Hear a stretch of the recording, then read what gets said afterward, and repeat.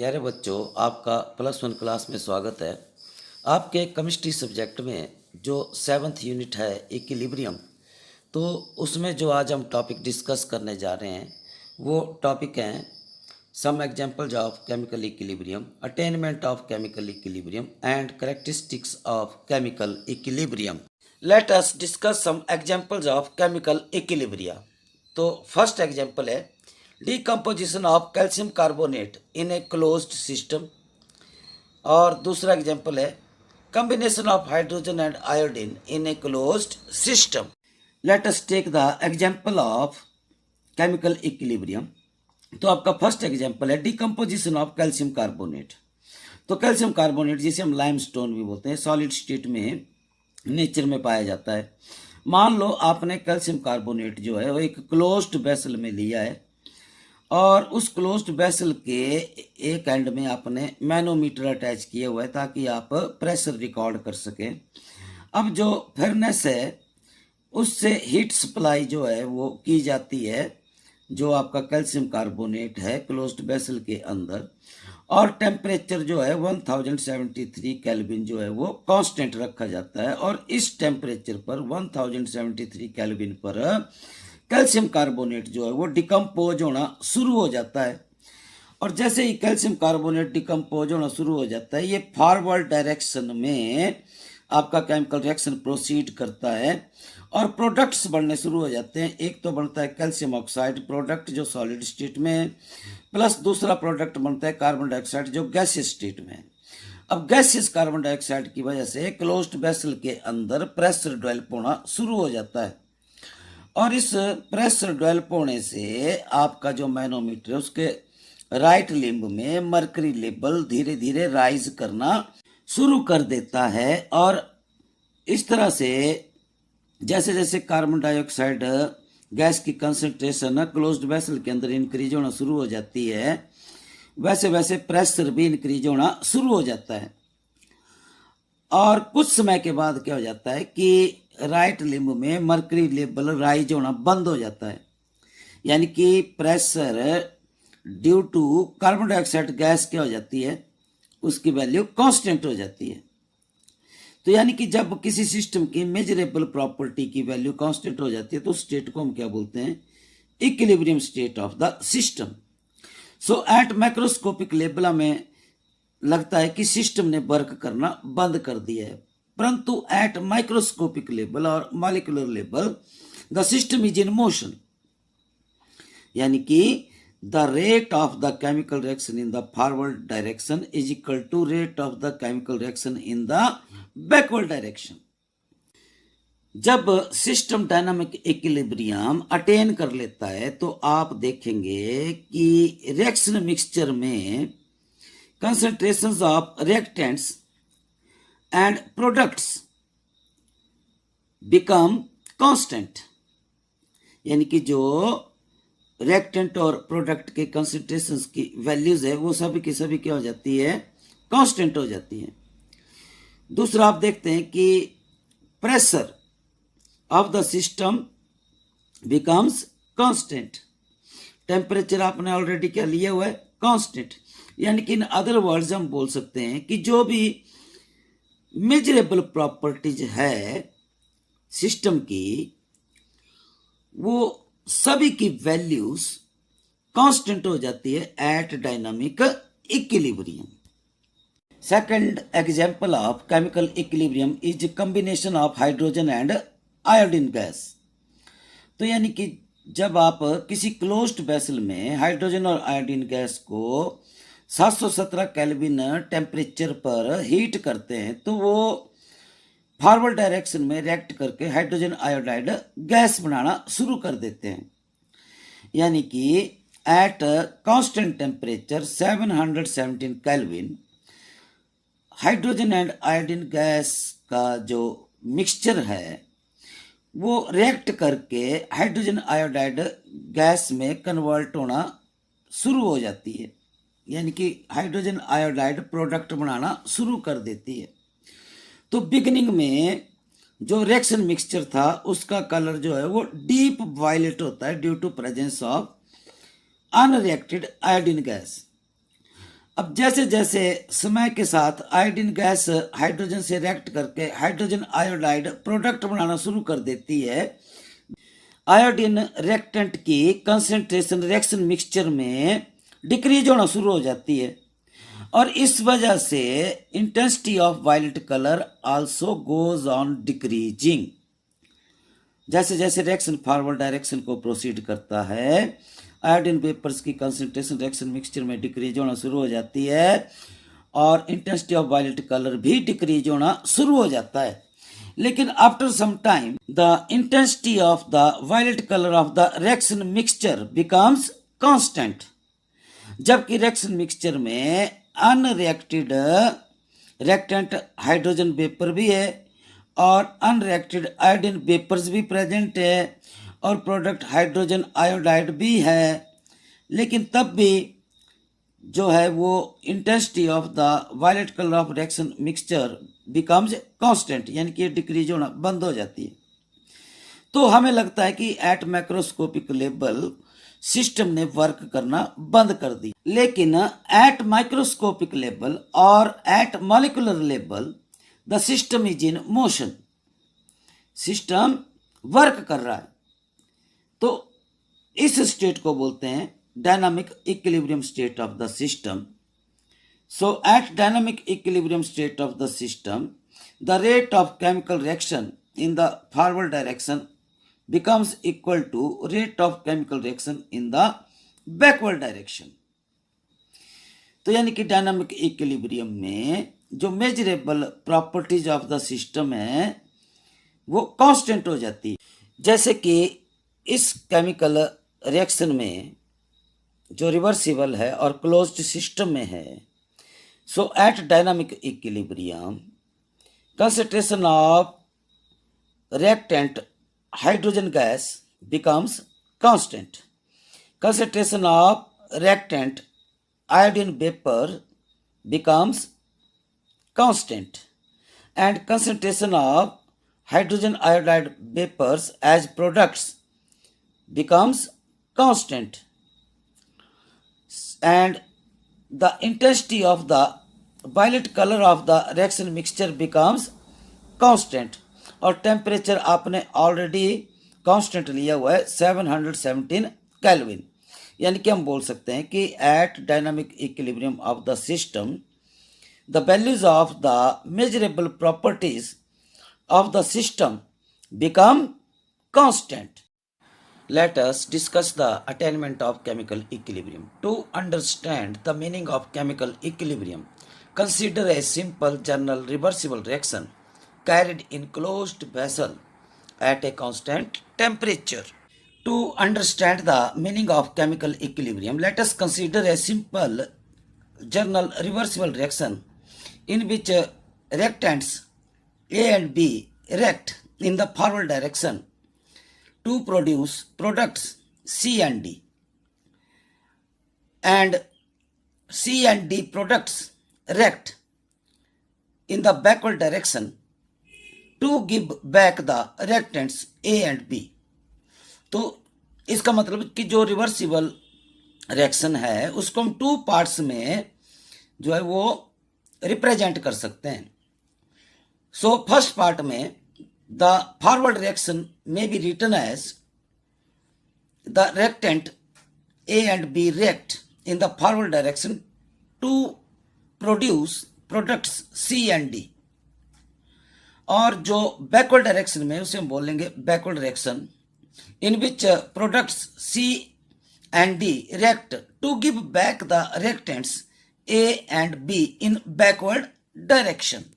Thus, for understanding the chemical equilibrium, when the chemical reaction is reversible and carried in a closed system at constant temperature, the state of equilibrium in which the measurable properties of the system such as pressure, density, color or concentration do not undergo any further noticeable change under given set of conditions is said to be state of chemical equilibrium। So for attainment of chemical equilibrium, let us consider a chemical reaction which is reversible in nature and carried in closed vessel at constant temperature, तो इसमें क्या होता है कि reactant A and B react in the forward direction to produce products C and D, and the products C and D react in the backward direction to give back the reactants A and B. So at equilibrium, rate of forward reaction is equal to rate of backward reaction. मान लो हमारे पास एक closed vessel है और closed vessel के अंदर हम कोई journal reversible reaction करने जा रहे हैं एट कांस्टेंट टेम्परेचर। तो अब क्लोज्ड वेसल जो है that behaves like a closed system. अब क्लोज सिस्टम क्या होता है कि विच can exchange only energy with the surroundings but can't exchange the matter with the surroundings. यानी कि जो आपकी क्लोज्ड वेसल है ये सिर्फ एनर्जी को ही एक्सचेंज करेगी सराउंडिंग्स के साथ, लेकिन मैटर को सराउंडिंग्स के साथ एक्सचेंज नहीं करेगी। अब क्लोज्ड वेसल के अंदर जो आपने जर्नल रिवर्सिबल रिएक्शन जो आप करने जा रहे हैं, मान लो उसमें रिएक्टेंट्स हैं ए एंड बी, तो A and B reactants forward direction में रिएक्ट करके प्रोडक्ट्स बनाएंगे सी और डी। जबकि सी और डी प्रोडक्ट्स जो है वो रिएक्ट करके बैकवर्ड डायरेक्शन में बनाएंगे reactants A and B at a constant temperature under suitable conditions of the reaction. अब मान लो हम ग्राफ प्लॉट करते हैं between the time along the x axis and concentrations of the reactants and products in mole per liter along y axis। तो beginning में आपने reactants ए और बी लिए हैं क्लोज्ड वेसल के अंदर। तो मान लो बिगिनिंग में रिएक्टेंट्स की कंसंट्रेशन थी x मोल पर लीटर और प्रोडक्ट की कंसंट्रेशन थी 0। अब जैसे आपका रिवर्सिबल रिएक्शन फॉरवर्ड डायरेक्शन में प्रोसीड करना शुरू करता है, तो फॉरवर्ड डायरेक्शन में जब प्रोसीड करेगा तो रिएक्टेंट्स ए और बी आपस में रिएक्ट करेंगे और प्रोडक्ट सी और डी बनाना शुरू करेंगे। इससे क्या होगा कि जैसे जैसे टाइम बीतता चला जाएगा कंसंट्रेशन ऑफ रिएक्टेंट्स जो है वो डिक्रीज होना शुरू हो जाएगी और कंसंट्रेशन ऑफ प्रोडक्ट्स इंक्रीज होना शुरू हो जाएगी और एक ऐसी स्टेट आएगी जिसे हम बोलते हैं इक्विलिब्रियम स्टेट, जिसमें concentration of reactants and concentration of products become constant. यानी कि अब कंसंट्रेशन में चेंज होना बंद हो जाएगा, तो उस स्टेट को बोलते हैं equilibrium state. Hence at equilibrium the concentrations of reactants and products in the reaction mixture become constant। अब मान लो हम ग्राफ प्लॉट करते हैं between the time and rate of reaction, और टाइम को हम लेते हैं along x एक्सिस और रेट ऑफ रिएक्शन को लेते हैं along y एक्सिस। अब जैसे जैसे रिएक्शन फॉरवर्ड डायरेक्शन को प्रोसीड करता है concentrations of reactants A and B goes on decreasing। So as the concentration of reactants goes on decreasing, rate of forward reaction also goes on decreasing। Simultaneously, concentration of products goes on increasing, hence the rate of backward reaction also goes on increasing। So at equilibrium state, the rate of forward reaction becomes equal to rate of backward reaction। तो यानी कि at equilibrium rate of forward reaction is equal to rate of backward reaction and concentrations of reactants and products in the reaction mixture become constant। Characteristics of chemical equilibrium। तो first characteristic of chemical equilibrium is the chemical equilibrium is dynamic in nature। dynamic nature का मतलब हुआ कि जब कोई reversible chemical reaction closed vessel में at a constant temperature equilibrium attain कर लेता है, तो एट मैक्रोस्कोपिक लेवल हमें लगता है कि रिएक्शन जो है वो स्टॉप हो गया है, यानी कि concentrations of reactants and products become constant. But at microscopic level reaction जो है वो स्टॉप नहीं होता है, यानी कि जिस रेट से वो फॉरवर्ड डायरेक्शन को प्रोसीड करता है उसी रेट से वो बैकवर्ड डायरेक्शन को भी प्रोसीड करता है। तो इस तरह से जो आपका केमिकल इक्विलिब्रियम है that is dynamic in nature. Next is demonstration of dynamic nature of chemical equilibrium. For demonstration of dynamic nature of chemical equilibrium, let us take an example of synthesis of ammonia by Haber's process। तो मान लो कोई closed vessel है और उसमें हम reactants nitrogen और hydrogen लेते हैं एट कांस्टेंट टेम्परेचर 700 केल्विन, और कैटलिस्ट लेते हैं आयरन ऑक्साइड और प्रमोटर मोलिब्डेनम लेते हैं। अब जैसे कि ये रिएक्शन जो है ये रिवर्सिबल है। अब यानी कि जो रिएक्टेंट्स नाइट्रोजन और हाइड्रोजन है ये रिएक्ट करके अमोनिया प्रोडक्ट बनाते हैं, और कुछ समय के बाद क्या हो जाता है कि इक्विलिब्रियम अटेन हो जाता है और अमोनिया जो है डिकम्पोज होके बैकवर्ड डायरेक्शन में रिएक्टेंट्स नाइट्रोजन और हाइड्रोजन में डिकम्पोज हो जाता है। तो इस तरह से in the beginning the concentration of reactants hydrogen और नाइट्रोजन की जो है वो मान लो ये x मोल पर लीटर और नाइट्रोजन की y मोल पर लीटर, और जबकि प्रोडक्ट अमोनिया की 0 है इन द बिगिनिंग। अब जैसे जैसे रिएक्टेंट हाइड्रोजन और रिएक्टेंट नाइट्रोजन रिएक्ट करना शुरू करेंगे, concentration of the reactants goes on decreasing, simultaneously concentration of product ammonia goes on increasing। at equilibrium क्या हो जाता है कि concentration of reactants hydrogen and nitrogen and concentration of product ammonia become constant। Similarly second case में हम hydrogen को replace कर देते हैं ड्यूटेरियम हाइड्रोजन से एज ए रिएक्टेंट, और सेम कंटेनर जो है वो लेते हैं क्लोज्ड वेसल, और सेम टेम्परेचर और same conditions of the reaction और same amount of the reactant लेते हैं नाइट्रोजन, लेकिन हाइड्रोजन की जगह हम ले लेते हैं ड्यूटेरियम हाइड्रोजन। और इस तरह से ड्यूटेरियम हाइड्रोजन और नाइट्रोजन एज ए रिएक्टेंट जो है वो फॉरवर्ड डायरेक्शन में ड्यूटेरियम कंटेनिंग अमोनिया बनाता है ND3, और जब कुछ समय के बाद इक्विलिब्रियम अटेन हो जाता है तो deuterium containing ammonia ND3 decompose हो जाता है इनटू नाइट्रोजन और ड्यूटेरियम हाइड्रोजन में। So for example in the beginning let the concentration of deuterium hydrogen is x mole per liter and concentration of nitrogen reactant is y mole per liter। अब जैसे जैसे beginning में concentration of product deuterium containing ammonia ND3 is 0। अब जैसे time जो है वो बीतता चला जाएगा, रिएक्टेंट्स ड्यूटेरियम हाइड्रोजन और नाइट्रोजन जो है ये आपस में रिएक्ट करना शुरू कर देंगे। इस तरह से concentration of deuterium hydrogen and concentration of nitrogen goes on decreasing and concentration of the product deuterium containing ammonia ND3 goes on increasing।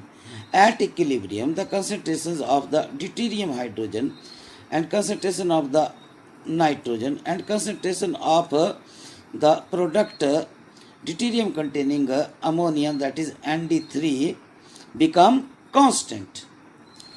तो अब ये दोनों जो रिएक्शन मिक्सचर हैं सेम टेम्परेचर पर इनको जब हम मिक्स कर देते हैं तीसरे कंटेनर में, same volume same temperature same reaction condition में,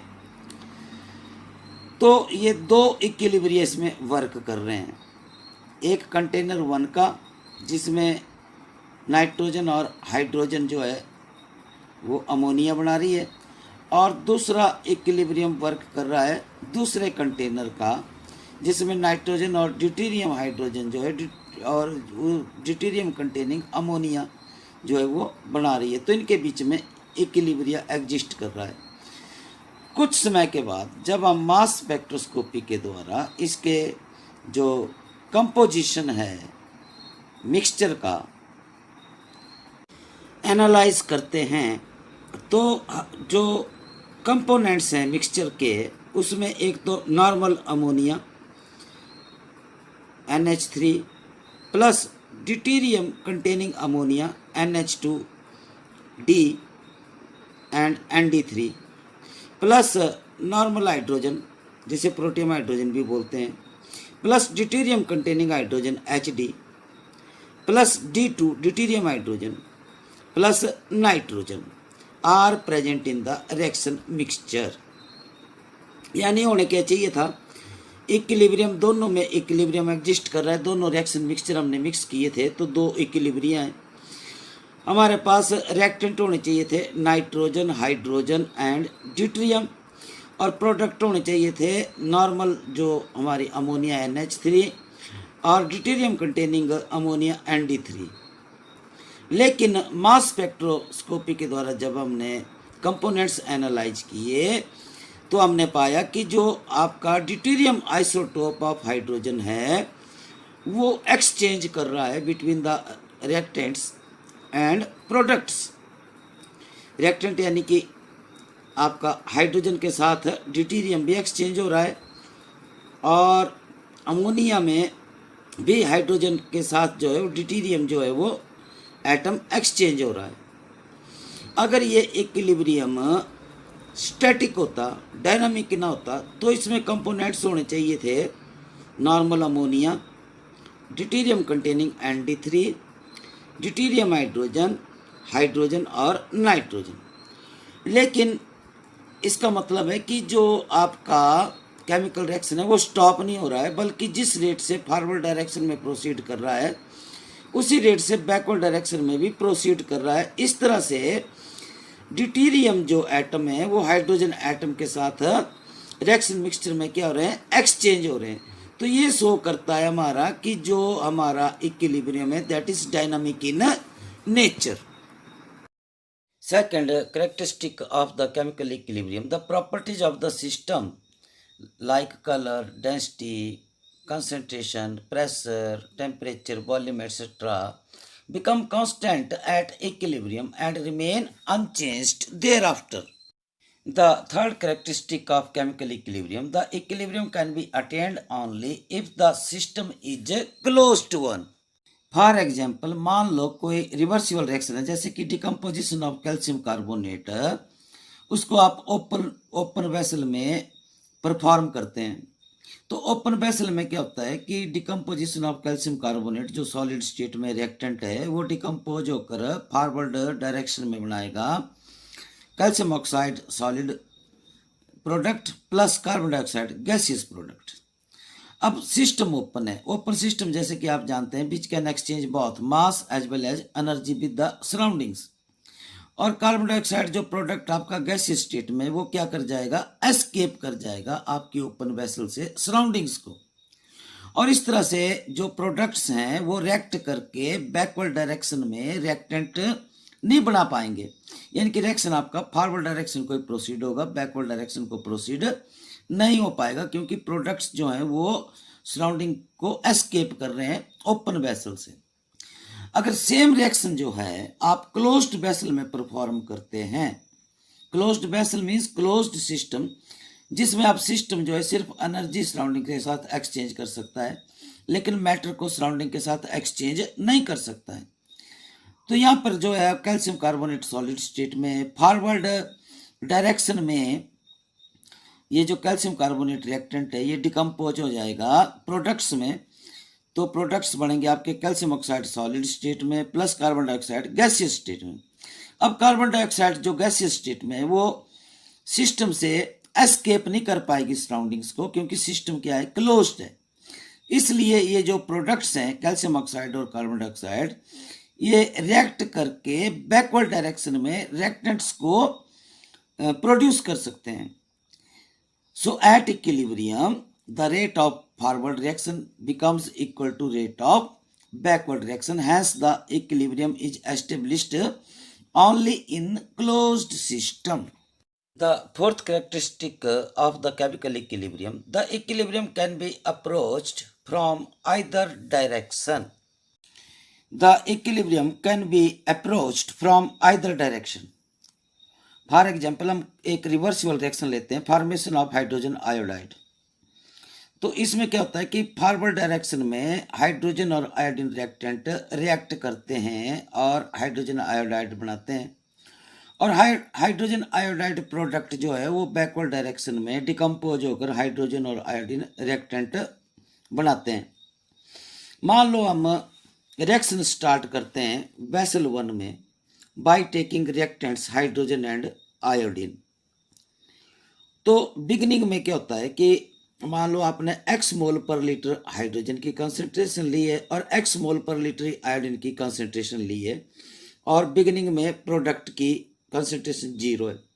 अब जैसे जैसे हाइड्रोजन और आयोडीन रिएक्ट करेंगे, concentration of reactants goes on decreasing. Simultaneously concentration of hydrogen iodide goes on increasing in forward reaction.